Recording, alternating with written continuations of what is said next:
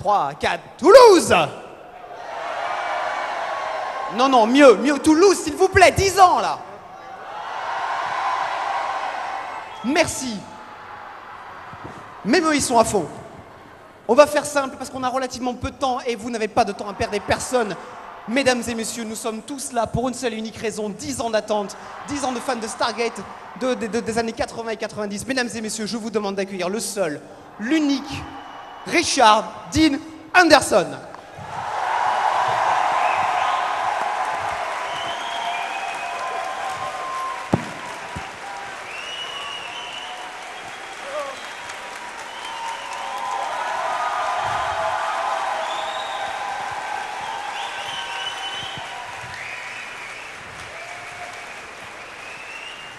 Oh, sit down. Asseyez-vous, asseyez-vous. Thank you very, very much. It's nice to be back. Ravi d'être de retour. Pardon? Did you ask me something? Oh. Who does not speak English? Alors, qui ici ne parle pas anglais? One.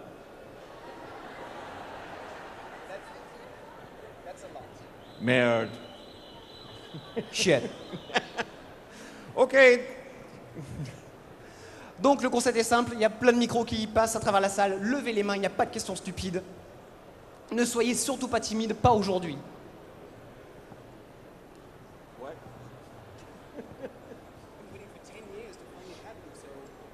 Hi. Hello.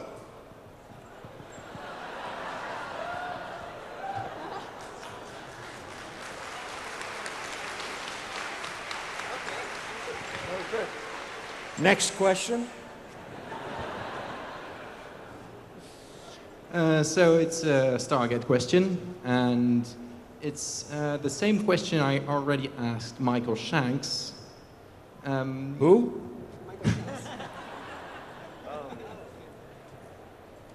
You know, the guy with the glasses. Yeah. So you had this gimmick that you would always say, Jack, Daniel, and I asked him if there were some kind of tensions between you two. You know, that kind of sexual tension. What's your question? Or would it maybe be a secret advertisement for Jack Daniels, the whiskey? You know, at one point I thought that too. I had that same notion about Jack Daniels on the rocks. But no, well, look, Michael and I had so much fun playing up that kind of, I don't know what to call it. It was kind of hinted at certain, you know, elements of possible sexuality choices. But it was just fun between the two of us, and you should have seen some of the rehearsals. Oh my goodness. But no, it was always fun to play with both Amanda and Michael.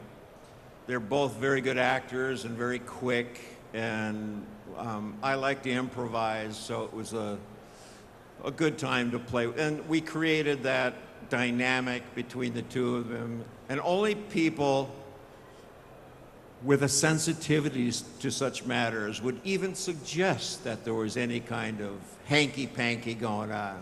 So, thank you for asking. Alors la question est... Don't worry, I survived Michael Shanks. Donc la question était, donc il y avait une sorte de gimmick pendant pratiquement toute la série entre donc effectivement donc le personnage de le colonel O'Neill et donc le Dr Jackson qui était donc le fameux Jack, Daniel.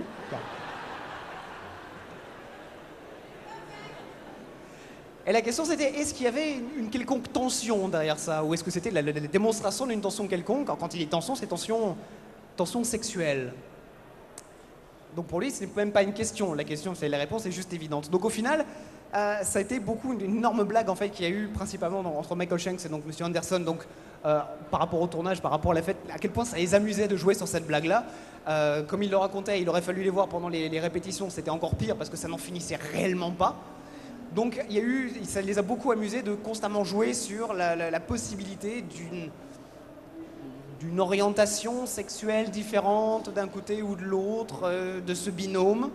Donc voilà, c'était quelque chose qui était très drôle et surtout de voir les réactions d'Amanda Tapping, Christopher Judge, le reste du casting par rapport à tous ces éléments-là et ces échanges, c'était juste à mourir de rire. Mais c'était vraiment un délire particulier entre Michael Shanks et Monsieur Anderson. What? I don't know. Quoi? Ensuite, monsieur. Bonjour. C'est une question à propos du premier épisode de MacGyver. Dans le premier épisode, le tout premier épisode de MacGyver, on voit que MacGyver, Richard Dean Anderson, utilise des armes, une AK-47 si je me souviens bien, mais dans tous les épisodes d'après, il n'utilise plus d'armes du tout. On saura après, avec le scénario, que c'est parce qu'il y a eu un accident quand il était plus jeune, avec un pistolet. Et je voulais savoir comment est venue cette idée de faire que le personnage principal de MacGyver n'utilisait pas d'armes après le premier épisode. Oui. Thank you. Question suivante. The question was, in the very first episode of MacGyver, we could see MacGyver using an AK-47 and for the rest of the show, never use a weapon again. Through the storyline and the origin, we know why MacGyver never used a gun. So the question is, why did that change come? Wait, no, he didn't shoot the gun, did he? He used it. Did he shoot somebody? Il a tiré sur quelqu'un avec? No, he used a rubber band, right? And it was upside down, and there was a rubber band that went through the trigger, and then he lit a match, and something burned down, and a gun dropped. Comme une machine avec un élastique en fait qui a fait tirer And the l'arme pour trigger- utiliser la poudre. The trigger made it go off as a distraction. Non, il a vraiment utilisé une arme pour tirer sur. It didn't wound anybody or didn't kill anyone, but from what he says. Oh, Anyway, what did the idea of not? that was in the pilot, in the first episode, the first Yeah. very beginning? I will admit that we hadn't really flushed out the character when we started out. We didn't really know what we had until we started warming up to the idea of this character who was a pacifist, basically. So that very well may have,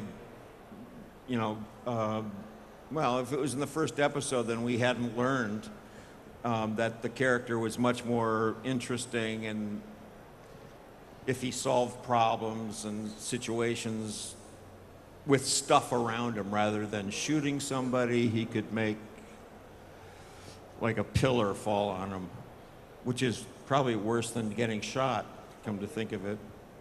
But no, you're right. I don't believe he shot to that episode to kill it, to hurt anybody. Probably, I don't know. You may be right. Who's on his side? Qui est d'accord avec lui? No, it's probably we just hadn't figured things out yet. But it only took one episode.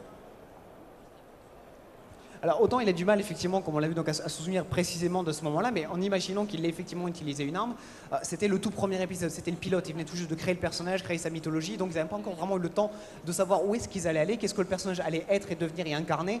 Et au final, au fur et à mesure, donc ils se sont rendus compte, à l'évidence, avec un seul épisode, ça leur a suffi de se rendre compte que c'était plus intéressant d'avoir un personnage qui arrivait à résoudre des problèmes juste en utilisant son intellect, sa débrouillardise avec juste les objets qui sont autour, plutôt que de simplement utiliser comme tellement d'actionneurs, tellement de personnages shootés à la testostérone à l'époque, à savoir qu'ils règlent tout en tirant sur absolument n'importe quoi ou en faisant tomber une tour sur un... Avoir un personnage qui préfère plutôt faire tomber quelque chose sur son ennemi plutôt que lui tirer dessus, ce qui en soi, comme il l'estime, est presque pire en fait que juste lui tirer dessus. Selon ce qu'on lui fait tomber sur la tronche, oui, c'est pire que de se prendre une balle. Oui. What he said. Ensuite, où sont passés les microphones? N'hésitez pas à lever la main. Monsieur. Hi. Yes. In the Stargate episode where there is a time loop and you can't hear me? No? Hi, Mom. Ouais. I'm listening. Doesn't seem like it, but I In am. the Stargate episode where there is a time loop, at the end of the episode, we can see Jack O'Neill staring at Samantha Carter, just smiling like this. And is it because you finally kissed her in the episode, or something else happened finally between O'Neill and Carter? What? Seriously, I couldn't understand a word. Did you? It's the acoustics. They're really. Oh, okay. So I'm repeating. In the time loop episode of Stargate, at the end of the episode, we can see O'Neill staring at Carter, just smiling like this. Is it because you finally kissed her in the episode, or something else happened between Carter and O'Neill finally in the episode? You don't remember that? Wait, between who? Carter. Oh, Samantha. Well, we were always the audience, the larger audience that watched the show always wanted O'Neill and Carter to get together, Yeah. and start fooling around and making babies and doing all, so we could have a spin-off. No. But, you know, it was out of respect for the Air Force, who have rules and regulations about superior officers canoodling with their, I don't want to say inferiors because it starts sounding sexist. But anyway, so we didn't step in on any feet at the Air Force. We just kind of flirted with the idea and never really acted on it, except in that parallel universe where I finally got to kiss her. Mwah. Oh, thank you. Thank you. Yeah, it was some kind of kiss. Take 15 with, no. Alors, la question était dans l'épisode donc de la time loop, donc où la même journée se répétait encore et encore et encore. À la fin de l'épisode, le colonel O'Neill regardait tout simplement le Major Carter avec un sourire très particulier qui pouvait laisser sous-entendre beaucoup de choses. Donc la question était, est-ce que c'était à cause du baiser qu'on avait vu plutôt dans l'épisode dont on profitait, ou est-ce qu'il y avait eu plus? Donc en fait, la réponse était, ils ont toujours beaucoup aimé dans la série jouer sur le fait qu'ils étaient parfaitement conscients que les fans voulaient absolument qu'il se passe quelque chose entre le colonel O'Neill et le Major Carter. On l'a tous voulu, qu'ils finissent par se marier, faire des bébés pour enfin avoir une série spin-off sur les enfants. Mais au final, ça a été par respect pour l'Air Force, qui l'air de rien a eu beaucoup d'impact sur la création et a beaucoup aidé dans la création de la série, qui ont des règles et des régulations sur le fait qu'un militaire donc, qui est gradé ne peut pas avoir de relations personnelles trop estimées déplacées avec un subalterne. Donc par respect avec l'Air Force, ils sont toujours restés sur une relation, comment dire, très sous-entendue, mais jamais avérée ni claire, à l'exception donc de cet épisode avec la time loop où ils ont donc fini par enfin pouvoir s'embrasser. Thank you, Ben. Nice. You want a water? Well, thank you. Question, Monsieur, right in the middle with the glasses. Hi, Mr. Anderson. I'm a big fan, so thank you for being here. I said I'm a big fan. Thank you No, for I being understood. here. Sorry. I remember you were awarded the stars of Brigadier General when you met with the Air Force Chief of Staff. Could you please tell us more about, that story? Was I wearing them then? Because they gave me, Yes. yeah, in Yeah. real life, Yeah, they yeah. gave me, and that was the biggest honor of my life. Because I personally never did serve one day of service for my country, in part because I was just a physical wreck most of my life. colorblind and crooked back and everything. So when General George Jumper came to our set and agreed to be on the show, it was a little awkward that I'd be wearing an equal rank as he was. Well, almost equal, but still a general. And that was during the part of the show where, I almost said MacGyver, where O'Neill was being promoted, which I never liked anyway. But then, there was one story about that. You with me? General Jumper came to our set, and I was curious to ask him if he had any kind of colonels that behaved the way O'Neill did, the way I portrayed him, because I had a tendency to be a little,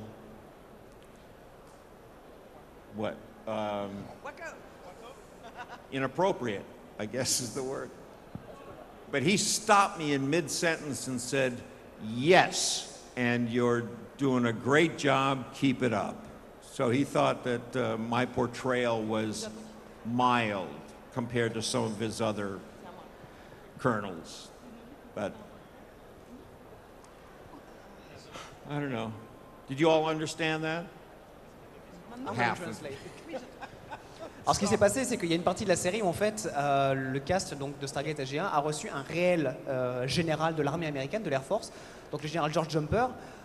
Et donc en fait ça a été particulier parce que donc ils avaient, Robert Anderson a reçu un véritable titre, une représentation de l'Air Force pour sa représentation donc médiatique de ce corps d'armée, ce qui est un des plus grands honneurs vu qu'il n'a pas eu la chance de par des problèmes de dos, des problèmes d'être daltonien, qui a fait qu'il n'a pas pu représenter ni servir son pays dans les forces armées. Donc lorsque donc le général George Jumper a participé à la série donc, dans un véritable personnage, ça a été un peu particulier pour lui d'être en uniforme face à un réel général de l'Air Force avec lui-même un rang à peine en dessous de celui donc, du réel général. Donc avoir ce respect pour cette personne et même si c'est un personnage, avoir voilà, le même uniforme que lui, presque le même rang, ça a été très très particulier et très très intimidant et très bizarre.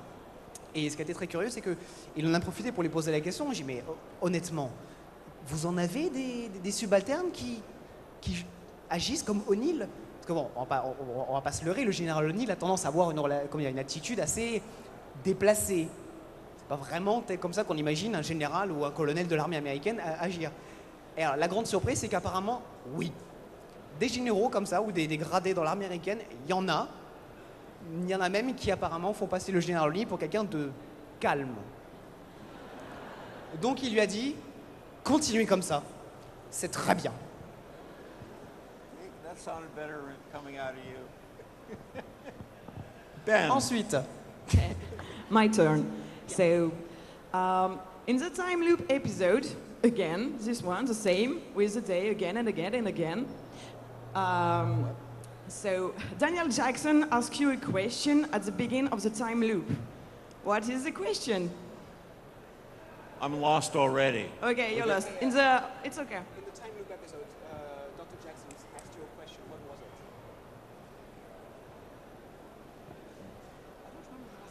it? On entendait la question ou pas du tout? No, we don't hear the question in the episode. That's why I ask. We never heard the question. Wait, Daniel Jackson asks you a question. Go ahead. Oh my God. So, in the time loop episode, at the beginning of the time loop, when you eat your breakfast, Daniel Jackson asks a question. We never heard the question in the episode. What is the question Daniel asked O'Neill? You know, when he asks, what is your opinion? My dear, I can't remember this morning, let alone back then. Okay. So sorry. Il a déjà du mal à se rappeler ce qui lui est arrivé ce matin. Donc ça fait loin. So, Mr. Burns is a gold or not? By the way, just to... What? Mr. Burns, is a gold? He's gold? Mr. Burns. Monsieur Burns, est-ce que c'est un Goa'uld? Is Mr. Burns a Goa'uld? I got the best On The questions. Simpsons? Yeah, Is he a what? a Goa'uld, a snake. Oh. Okay. Now I see what you're doing. Yes. I mean, oui. Apparemment, oui, oui. Ça paraît assez évident d'ailleurs. I'm sorry. Ensuite, où sont passés les microphones? Ah, oh là. Ici, je voulais savoir quel est son épisode préféré qu'il a tourné et pour quelle raison dans Stargate SG1. En tant que rendu ou en tant qu'expérience? Lequel a été le plus fun à comme faire? N'importe lequel des deux. Okay. If you had to pick one episode, which would be your favorite of the show, Stargate SG-1, which one would it be and why? Number 40. No, 41. Number 41. Le 41. Et pour quelle raison?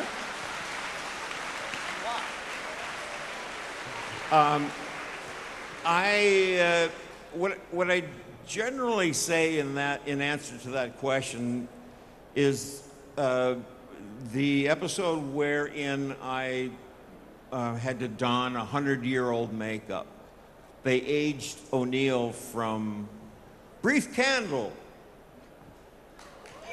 Thank you! I remembered in that episode something happened and I had to, and I grew old real fast, rather quickly. So the makeup got older and older and I finally ended up 100 years old. And that was fun to do, believe it or not, 4.5 hours of makeup in the morning.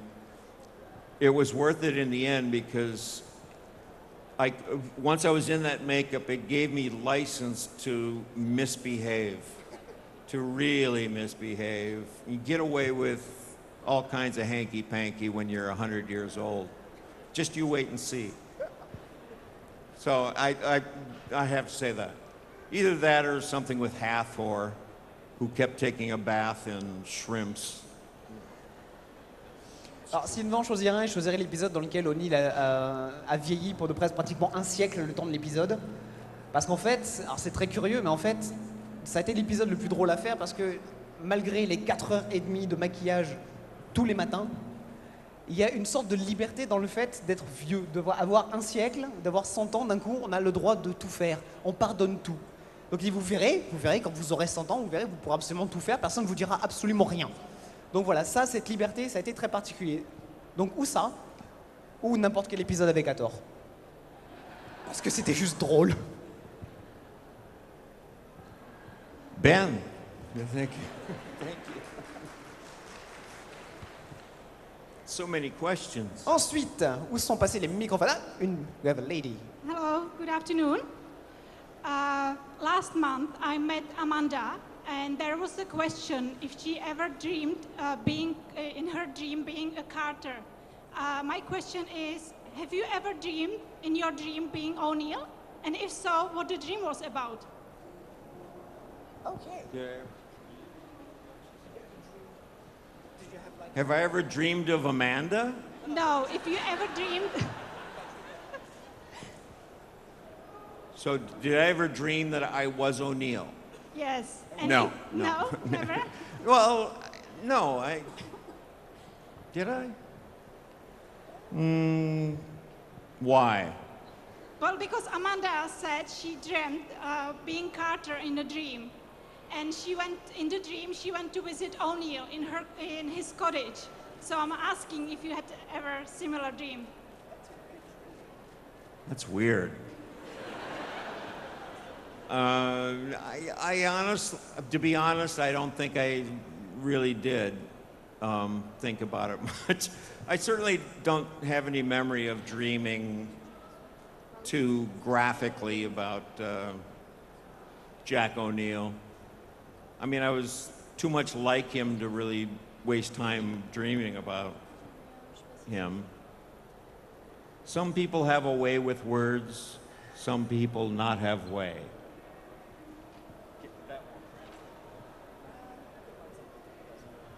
Don't touch. Alors, la question était, apparemment il y a quelques semaines, donc cette demoiselle a eu la chance donc, à une convention où donc, elle a rencontré un madame tapping qui apparemment pendant une conférence a dit qu'elle avait fait un rêve un jour où elle était donc, le Major Carter et que pendant ce rêve, donc, elle était le Major Carter qui allait rendre visite au colonel O'Neill dans son petit cottage au bord du lac.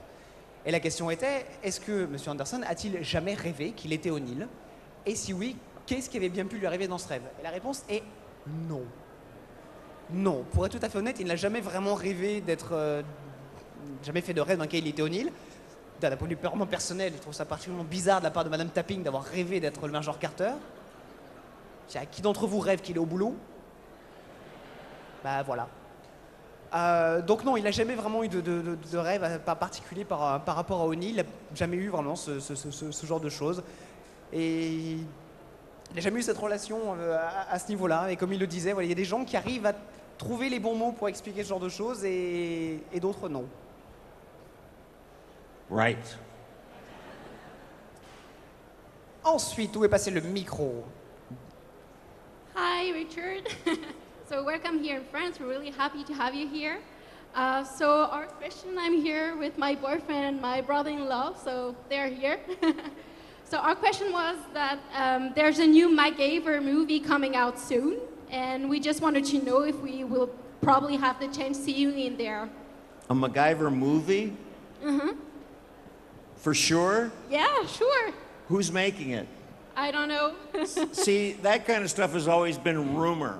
Like there was a rumor they were making a new series, which they have been doing, much to my displeasure. But I don't know, they've been talking about a movie for over a decade and a half.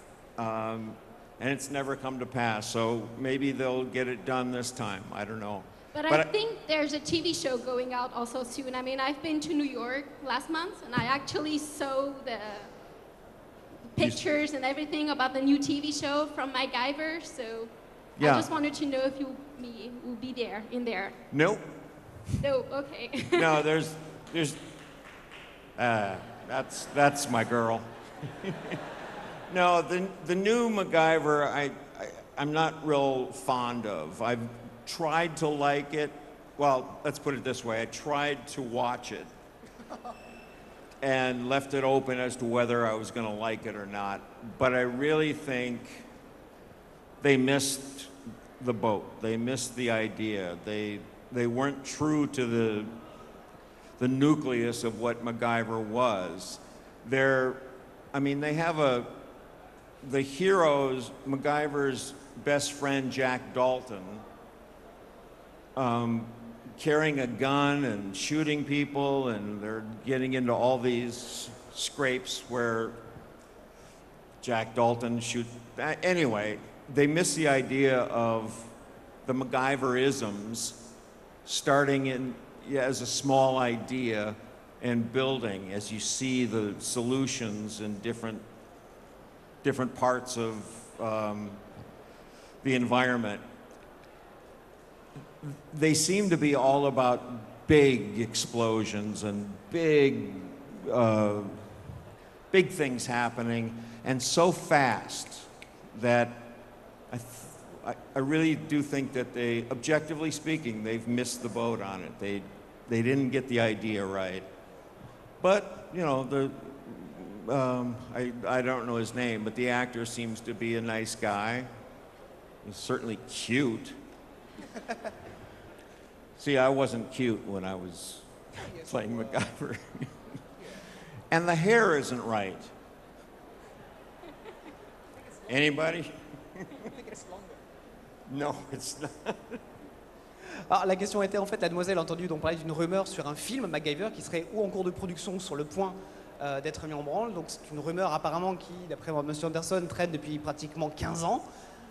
Donc ça fait 15 ans qu'ils sont censés en faire un, ça fait 15 ans que ça n'avance pas. Voilà, bref, cette rumeur a toujours été là, tout comme le fait qu'il y ait potentiellement une nouvelle série Stargate. Voilà, ces rumeurs ont toujours été là, elles le sont toujours. Par contre, il a effectivement... Alors, n'ont pas vu le premier épisode de la nouvelle série MacGyver, il a essayé. Il a vraiment essayé de survivre au premier épisode, qui à l'évidence n'a pas vraiment été à son goût. Parce qu'en fait, ce qu'il estime, c'est qu'en fait, malheureusement, la nouvelle génération, donc le nouveau MacGyver, même si l'acteur s'en sort bien, il est même plutôt mignon, il estime que lui n'était pas mignon à l'époque. Je sais pas votre avis. See, they don't agree, they think you were cute. They think No. you were cute. Yes, you were. I was a mature man. Never, never. You make me blush. Mais le problème, c'est qu'en fait, ils ont raté le cœur, l'âme qui faisait de MacGyver, à savoir le côté pacifiste, à savoir le véritable lutter et gagner par l'intellect avant tout et non pas par l'action. Et ils sont beaucoup trop partis sur la démonstration de l'explosion, quelque chose de trop grand, de trop gros, trop d'explosions, trop de visuels. Too much, vraiment, vraiment trop de tout ça, comparé à MacGyver qui à la base était vraiment quelque chose qui était beaucoup plus intellectuel, beaucoup plus dans le développement de ces choses-là. Apparemment, la nouvelle version de l'ami donc Joe Dalton, ou Jack Dalton, le meilleur ami de MacGyver, et limite c'est plus qu'un cowboy qu'autre chose qui tire sur absolument tout ce qui bouge, qui est à des années-lumière de ce qu'était le personnage dans la série d'origine. Ce qui fait que du coup, voilà, ils ont essayé quelque chose qui s'adapte à la nouvelle génération, mais qui malheureusement a raté le cœur de ce qu'était la série, de ce qu'était même le personnage en lui-même de MacGyver.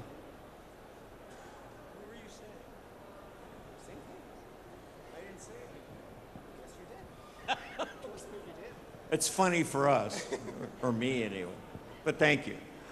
Malheureusement, nous allons... Alors, c'est la dernière question, je suis vraiment désolé. N'hésitez pas, il y aura une autre conférence demain, donc les questions que vous avez, notez-les, gardez-les en tête. Voilà, last question, unfortunately, we have to wrap this up. This is the last question, unfortunately. But I told them to keep the ideas for tomorrow. Yeah. Okay. He's in charge. Sorry. C'est ma faute, n'hésitez pas. Donc, monsieur, alors... non, par contre, on va rigoler, aucune pression. Dernière question. Allez. Sorry, I am fan to MacGyver too. I love MacGyver, but it's Stargate questions. After 13 years of Stargate and the end, just you miss it, Stargate SG-1 and Atlantis and Universe too. Do you can make it again? Can you do it again? That it? No. I don't think it... I can't speak for Atlantis and the other one. But SG-1, you know, I kind of think I wouldn't mind doing it again if we could have the same people. But the likelihood of that happening is not likely. And I can't tell you why. I don't think MGM, who owns the rights, I don't think they want to do anything with it. Oh, you know what might be the truth, and I'm not sure about this, so don't go telling on it. Do you know who Roland Emmerich and Dean Devlin are? You know who they are? Yeah, I know. They're not acknowledging that. But you know that they started the whole thing way back when. They wrote the movie with Kurt Russell, and then we took over, and then it went someplace else. Anyway, I think they bought back the rights to SG-1 or Stargate. So I don't think they're likely to hire me to be a part of their whatever they have planned. And I'm sorry I don't have a better answer, but that's all I know. Well, yeah, a little bit I miss it. I wouldn't mind doing it again. That's how much I miss it. But I'm pretty realistic about it. I speak with Michael and Amanda, and Chris I see once in a while at a convention, but who knows what Chris is doing. But I speak with them once in a while. I miss the people more than anything. Alors, en soi, c'est pas tellement la série qui lui manque, c'est vraiment l'équipe, les gens qui ont fait cette série, que ce soit le casting ou l'équipe technique. C'est vraiment, comme vous l'avez dit, 13 ans. Voilà, c'est une famille qui se crée, c'est quelque chose. Donc en soi, c'est pas tellement la série elle-même, c'est vraiment cette famille-là. C'est ce groupe qui a créé ça. L'inconvénient, c'est que, alors oui, en soi, s'il y avait moyen de recommencer, même ne serait-ce que pour un épisode ou un film, avec vraiment ces gens-là, en soi, oui, il serait absolument partant pour remettre le couvert. L'inconvénient, c'est que il y a très peu de chances que la chaîne, tout le groupe remette le couvert pour une série. Ça, et vu que la MGM, qui donc possédait les droits du film d'origine, et vu qu'il y a actuellement, si je ne me trompe pas, en pré-production un projet de nouveau film, en tout cas basé sur le film d'origine et donc non pas sur Stargate SG1, il y a donc très peu de chances que soit mis en branle un nouveau projet avec donc a priori M. Anderson dans le rôle de O'Neill ou un autre personnage. Après, on ne sait jamais, un caméo ou quoi que ce soit dans l'avenir de ce que Stargate sera sur grand écran, vu que Roland Emmerich apparemment a donné, dit son intérêt pour revenir sur la licence. On ne sait jamais, mais en soi, voilà, il a toujours de très très bons contacts avec Amanda Tapping et Michael Shanks. Il croise régulièrement Christopher Judge en convention, donc ils sont toujours en bons termes. Mais voilà, il y a très peu de chances que dans le climat actuel, télévisuel ou autre, il y a très peu de chances qu'un projet comme celui-ci, que toute la famille Stargate qui s'est créée en 13 ans puisse revenir et remettre ça une fois de plus. Il reste réaliste par rapport à ça. Mais si un jour, lui, il sera absolument partant. Thank you very much. Well, merci beaucoup. Thank you, everybody. Merci à tous. Sorry about the acoustics, but thank you. Désolé pour l'acoustique, mais merci beaucoup. I love you all. Thank you. Thanks, guys.